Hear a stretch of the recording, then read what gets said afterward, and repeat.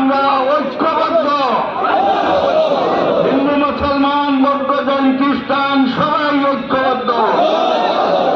সংবিধান বাঁচাতে হবে। সংবিধান বিরোধী কোন আইন মানছি না, মানব না। আমরা শান্তিপূর্ণ সংগ্রাম চালিয়ে যাব। আমরা কাকেও ভয় পাই না, আল্লাহ ব্যতীত কাহাকেও ভয় পাই না। জেল দেখিয়ে কোনো লাভ আমাদের উপর হবে না। জেলে যেতে আমরা প্রস্তুত আছি। এই বাংলা শরীফ মাদ্রাসা, এই বাংলার নাম যিনি দিয়েছিলেন বাংলা শরীফ, তিনি ছিলেন আমাদের আকাবির, আমাদের দাদা উস্তাদ, দাদা শেখুল ইসলাম হুসাইন আহমদ মাদানী রহমতুল্লাহ আলাইহি।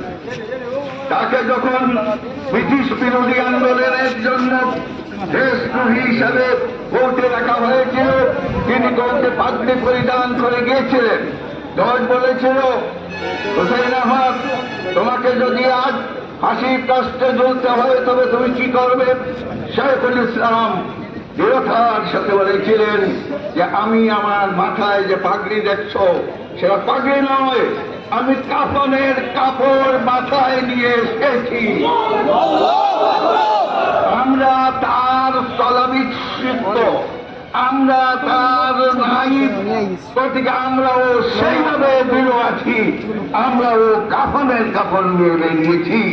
আমরা যতক্ষণ এই অ্যামেন্ডমেন্ট বিল বাতিল হচ্ছে না, আমরা শান্তিপূর্ণভাবে সংগ্রাম চালিয়ে যাব। আল্লাহ তাআলা কাছে সবাই দোয়া করবেন এবং সবাই এগিয়ে আসবেন। এই আহ্বান রেখে আমার বক্তব্য এখানেই শেষ করবেন। ধন্যবাদ।